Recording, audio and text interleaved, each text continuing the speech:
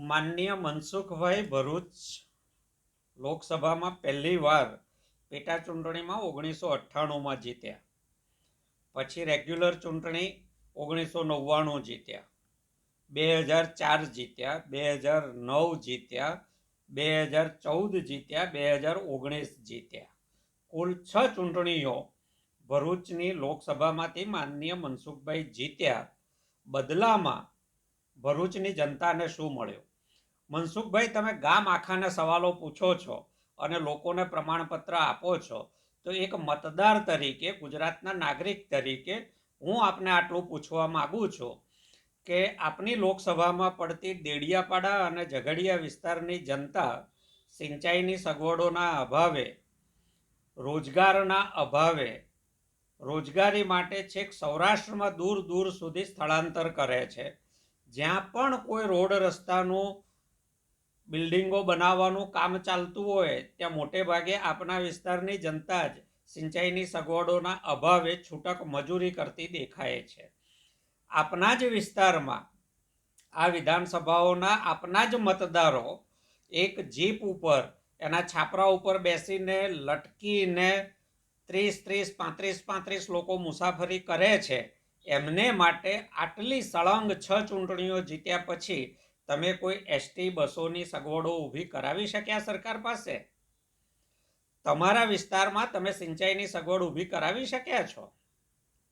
મનસુખભાઈ, તમારા જ વિસ્તારમાં 6 ચૂંટણી તમે જ્યાંથી જીત્યા છો એ વિસ્તારમાં કોઈ નવી સિવિલ હોસ્પિટલ, કોઈ મેડિકલ કોલેજ, કોઈ એન્જિનિયરિંગ કોલેજ, અરે એ તો છોડો, કેટલા નવા પ્રાથમિક આરોગ્ય કેન્દ્રો અને નવી પ્રાથમિક શાળાઓ તમે શરૂ કરાવી શક્યા છો?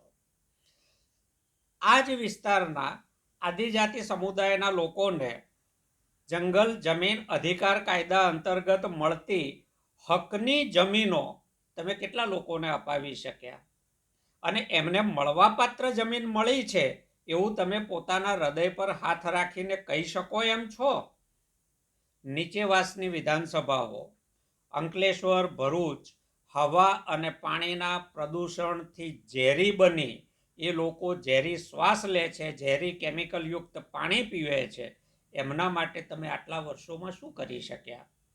વાગરા વિધાનસભા, જ્યાં નર્મદાનું પાણી પહોંચવાનું હતું, કમાન્ડ વિસ્તાર હતો, એ કમાન્ડ વિસ્તારના ખેડૂતોના ખેતરો સુધી આટલા વર્ષોમાં તમે પાણી પહોંચાડી શક્યા ખરા? મનસુખભાઈ, સભાઓ અને મીડિયા સામે વાણી વિલાસ કરવા સિવાય ભરૂચ લોકસભાની જનતાના હાથમાં નક્કર તમે શું આપી શક્યા કે અપાવી શક્યા?